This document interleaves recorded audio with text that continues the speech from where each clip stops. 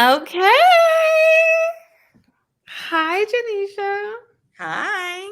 You know what's so crazy? I was just looking at the We Give To page, and I'm like, wow, 4 years ago, we were together during the pandemic talking about do something, voter engagement, The time just be. employee resource groups. And it's 4 years later, our life has changed drastically, and here we are. So, I am so happy to have you back with us at We Give To. I think that, for me, like you have been always a true support of all the things that I've done. Yes. But, again, carrying that torch of community engagement and like being one of like, I can count on my one hand the amount of people that have been about social impact before we had the sexy terms to call it that. And just understanding the importance of service, the importance of philanthropy as it pertains to our community. You are on that list. So, Thank hey, you. girl. So I am so happy to have you here with us, guys. We are talking to Genisha Metcalf. And she is the bomb.com, but a true force. You're doing all of my I'm PR sorry. I'm promo, sorry. going forward. I'm tapping into the Shannon Sharp, like give people their flowers before you kick it off, which is so important to do. But I will stop talking to allow you to properly introduce yourself and the work that you are doing with Cool Kids. Great. So thank you for having me. And likewise, I do feel that a lot of times being Black and social impact, it's a small team of us, no matter, where you work or which subset you're working in, the sector. So I've always thought of you as, just colleague, trendsetter, friends, homegirl, thought partner, Okay. all the things. So thank you and thanks for having me. Um, Cool Kids is always interesting to go back to the origin story just because we really didn't know anything. Cool Kids it stands for creating our own legacy, and it predates me working in social impact, having a master's in, nonprofit organization and communities for my MSW. It really just came out of a group of college friends who wanted to give back to the community. So it stands for creating our own legacy. We were just thinking about how can we be intentional, right? We all know the term legacy. We all know what a legacy means. But we wanted to think about 10 years from now, 15 years from now, and it's interesting, we're approaching our 15-year anniversary. How do we want to be remembered? How do we want people to talk about us? It was just a way to think about extending a lot of the service work that we had done in college. Most of us who founded Cool Kids, there's 15 of us, went to Temple University. It's a very service oriented school, just in terms of the programming. Also, a lot of us are members of Greek letter organizations, so very used to answering that call, deeply committed to service. But when you're on a college campus, it's laid out for you. Habitat for Humanity is there. They're like, come build a house, come do, Right. XYZ. It's very easy. And so once you graduate from school, you become busy. You're trying to navigate your career. You're trying to hold on to friendships, right? Because maybe you don't live in the same city anymore, do the same things that you used to. So what we thought would have been interesting at the time for Cool Kids is how do we converge all of those aspects? The Right. service, the socialization, the philanthropy, the giving back, the sharing of resources. And it's just grown from there. I love that. I mean, I would love for you to share, you talked about, being on college and starting this versus coming home and now trying to implement this service mindset in not only your peers that you went to school with, but your friends that you're now making post college, right? What are some of those challenges that you had to overcome in those early days of Cool Kids? What did that look like? Yeah, it's a great question. And so, what I think is so interesting, and I sort of laugh a little bit because I don't know, I've probably known you for close to 15 years, right? So, you can just sort of think about the energy and the time we had, the resources we had when we were in our mid 20s, early 20s. You're just so happy to be there. You're just excited. You're like, I'll I'll do host a it. happy hour toy drive. Like you're Right. just You happy. need me at 7 a.m.? I'm Right, there. exactly. Like I'll get the donuts. You're just it's useful. And it's really exciting to be in that time frame. But what I also realized is because we were so dedicated and thoughtful and committed, that people's ambitions took them in different directions. They went to Yeah. law school and business school and started businesses and ran for elected office and did all sorts of things that then diminish your time and ability to sit for 5 hours in somebody's office and just plan an event and think through that. So that was probably one of the biggest differences, is just what people had to give from a resourcing perspective.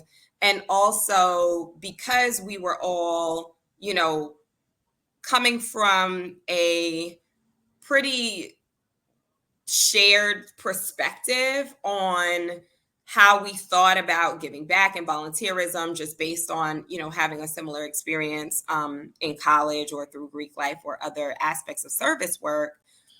Our ideas were aligned. It was like, okay, we want to help kids.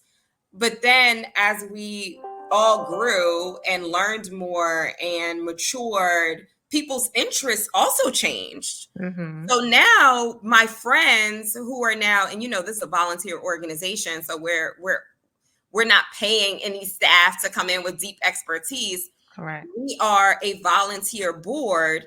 But when you get people who are like, wait, I served on another board and this is how they did it over there. Mm-hmm. Or actually, I really care deeply about financial inclusion and I want to do a financial literacy program. I don't want to just do a toy drive, right? Like those were the things we had to start to contend with as people became more advanced in their own journeys as philanthropists and volunteers, and their civic engagement expanded. Yeah. We had to evolve as Cool Kids. And I was like, wait a minute, that's okay. Wow. We need a curriculum now.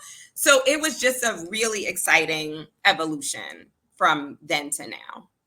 Well, that's a perfect segue to kind of just share a little bit more about the key programs and your key initiatives that Cool Kids has to offer. Because it has been beautiful to see the evolution of Cool Kids from, just starting as a toy drive, right? And now, diving deeper into the community. So we'd love to just kind of hear a little bit more about that. Absolutely. And so one of the intentional decisions we made, because we are a volunteer board, is quarterly engagement, right? We wanted to make sure that it was something sustainable. We tried after school, we tried monthly, and we were like, okay, time out. You live in DC, you live in New York, you live in LA. Like it's just not sustainable to have, all of your founders and all of different people spread out. So we were able to commit to quarterly. And the second very intentional decision we made was just around our community partners. And Mm, so the way we see ourselves is as a vehicle for social change and volunteerism to supplement the work that is being done by community-based organizations. So a lot of times what will happen is, for example, Black Panther is like one of my favorite examples yeah. from Cool Kids. When that movie came out, we knew we had to do something. We knew we wanted to just be a part of that cultural moment. And if you're the Harlem Center PAL, you have hundreds of young people who are excited about that program, but you don't have budget to rent out the Magic Johnson Theater. Those budgets happen months in advance, right? Your money is tied to generally grant funding and being able to, show metrics and do different things with that funding. Yeah. So for Cool Kids, we're essentially a giving circle that Mm. has a volunteer component.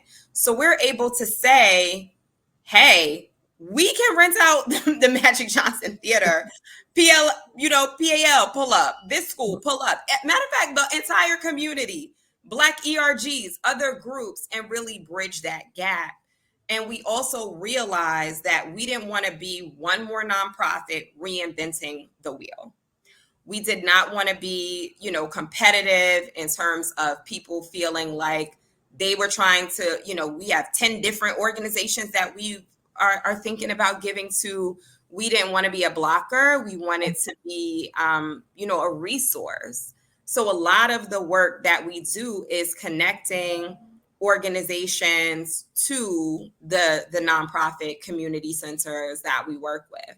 We want to expose the Google engineer to what's happening at PAL, so maybe they can volunteer, right?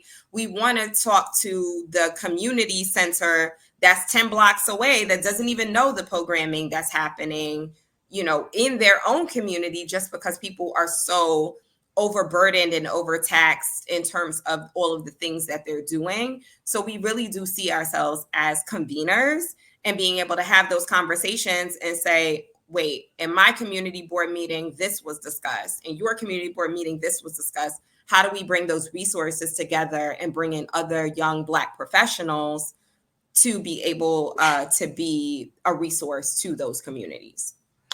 So with that, how important are your partnerships and collaborations to your success, right? Like how does Cool Kids find the money to rent out Magic Johnson, right? Like what does that look like? And who has been really like instrumental to like you all being able to serve as conveners and to serve as a giving circle?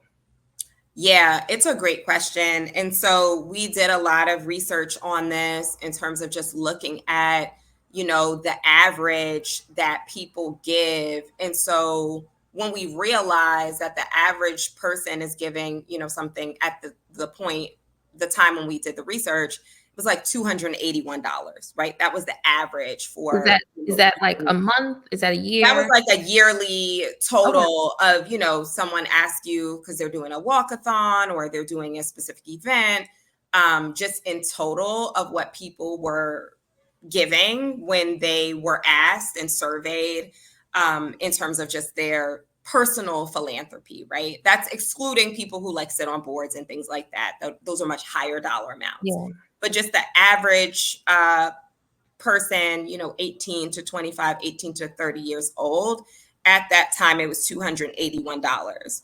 Yeah. So we decided, okay, well, if we can be strategic and have each one of us give $200 a month, a year, or $250 a year, we could get to a goal of $10,000. So that way, when it's time to rent out the Magic Johnson Theater or do all of these things, we don't really fundraise. We don't have like a retail fundraising model where we're, like hitting people up for money. That's not what it's about. To us, it's about being intentional, a group of people who care about their community, who are saying, I can give this amount a month annually, right? So maybe I cut back on my Starbucks or I figure it out. What that looks like for me, whether it's doing $25 a month for the next 10 months to get there, or it's a lump sum that I just take it. I don't want to think about it. But the idea is, how can we be our own resource? How can we just proactively have the funds? I think that's the important piece, is the money already exists. So we know in January that we're going to do 4 events and they're going to be in the community. So if a program in the Bronx reaches out and says, listen, we've had an increase in migrant students coming into our school and into our community. If you have any book bags or school supplies, we can say, here's 200. Because it's not a matter of standing a campaign up in real time. We already have the network. We already have the resources. And so I think that's the important of partnerships, it's having strategic and sustained partnerships so that you can provide timely support, right? You can't have an email come in for a need and then say, okay, well, hold on, let me get a fundraiser together. I'll get back to you in 30 days, right? That's just often where we find ourselves in the nonprofit sector. And so we wanted to be able to be, a ready-made resource for communities. And I think that's a very good takeaway for nonprofit leaders, for anyone that's starting their own organization. You sit on a board, so you have influence on a nonprofit, right? Is thinking about the future.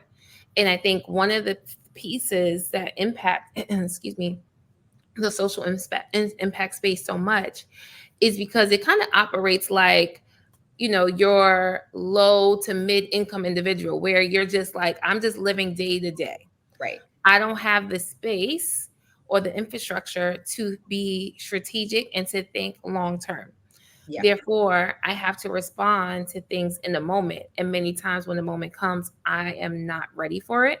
Yeah. Right. So I think that no matter how small or how big your organization is, how do you carve out space, or you're being intentional about the teams that you're building in that's focusing on that future piece to ensure that you have, even if you don't have the partners ready at the moment, you know who to call, right? You can't be doing your research in the moment. You can't be doing, you just can't, right? And again, that's why it's like that dangerous cycle of never being like fully prepared.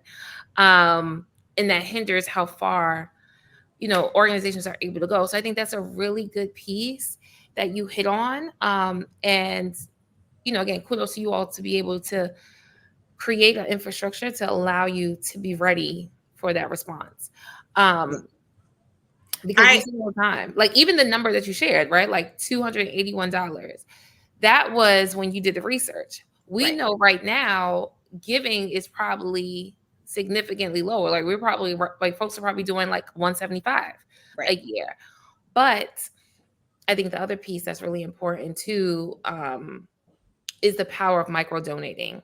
Yeah. And I think that one of the things, another takeaway for organizations that's like, listen, I can't get big dollars. And it's like, it's okay. Like small dollars consistently go further than those large lump sums every 3 to 5 years. So, again, I think when folks are listening to this, if you're in this space and you're like, listen, I can only do X, Y, and Z. Like, listen, if you can get 500 people to commit to $5 every week to your organization for the next 5 years, that is going to take you much further. So, yeah, absolutely. And just two things that you made me think of.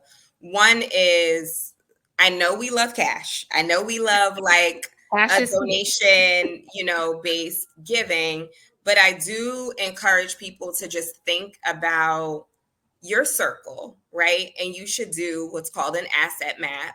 So once a month, think of 10 people you know and how they can help support a cause you love, right?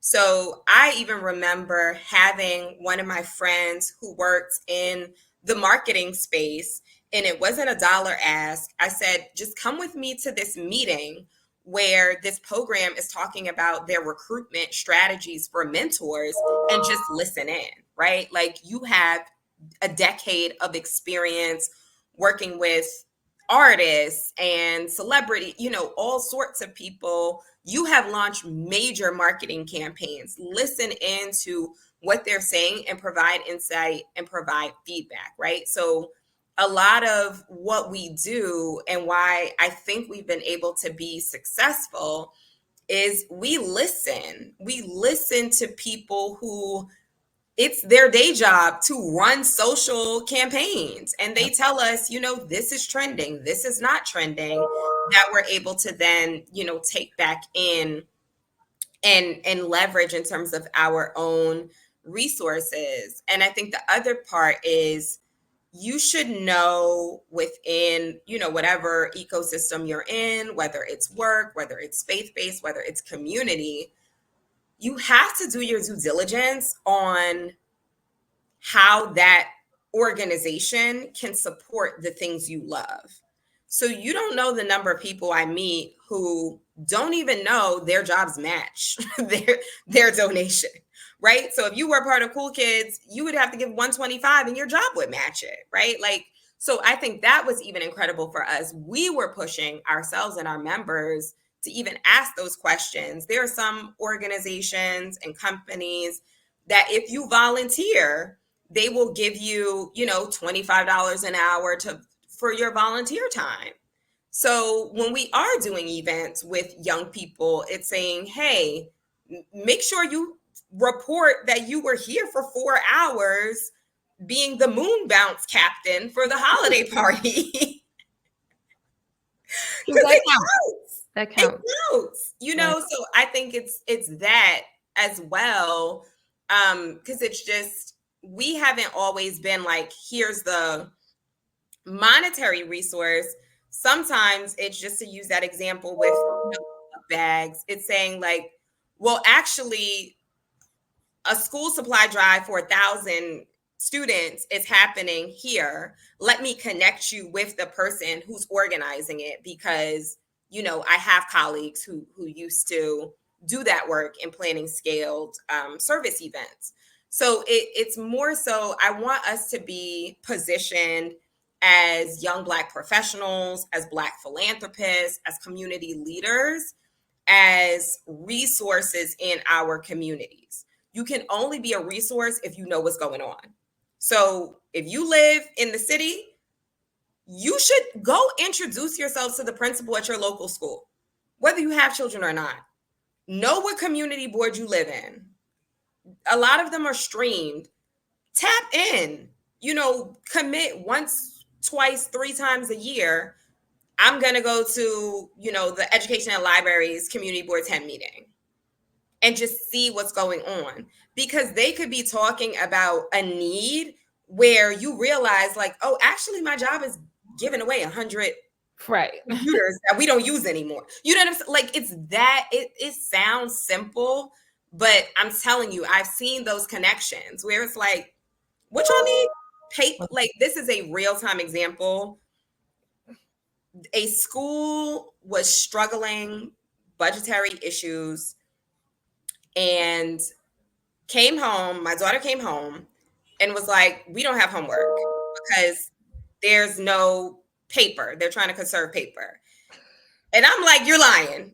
You're You're like, lying. sorry, say that again. There's what you mean? Check with the school. And they were like, yes, we have to cut back, etc. Papers, whatever, budget.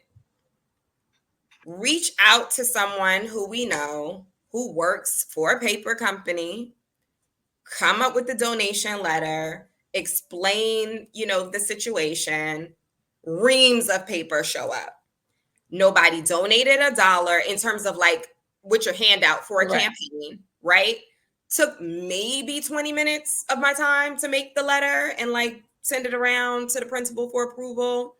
But that's the asset mapping I keep going back to. Because if I wasn't at that school, if my daughter never said, we don't have homework. Because we don't have paper. It sounds like a not real thing, but these things are real. The amount of schools I've walked into and I've just been like, what do you need? And the needs from my perspective are basic. They're like, we just want snack for story time. Like, not like generally those larger programs and supplies are covered. But it's the things that make kids feel special, make them that bring joy, or are perceived as extras that we know aren't extras. Right. That we're just really proud to have been able to provide. So, tap in with your local school, see what they need. And I think too, right? Like, one of the things that you have done really well, and I think it's one of the things that will make folks be able to digest like philanthropy better, is understanding that service can be a part of their everyday. That service isn't something that you wear here and then you put another hat on someplace else, right? It's like the service is all together, right? Like my service life matches my regular life. Um, hold on one second.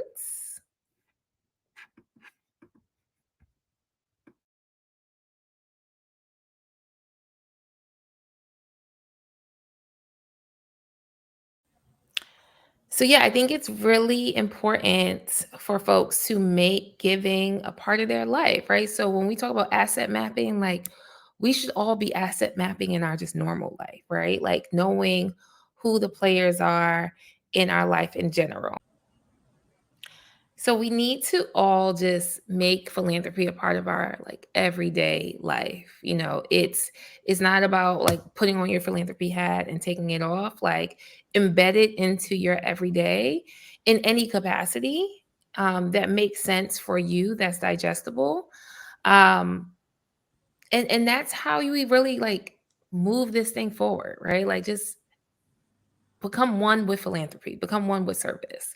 So Absolutely. Janisha, we are coming up on time, but one would just really love for you to share how can folks support you. You guys have a big month. August is Black Philanthropy Month.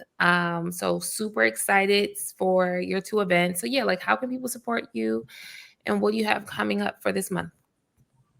Yeah, absolutely. So August 28th we'll have is Give 828 Day, which is a day that recognizes Black philanthropists across the US and Black-led organizations.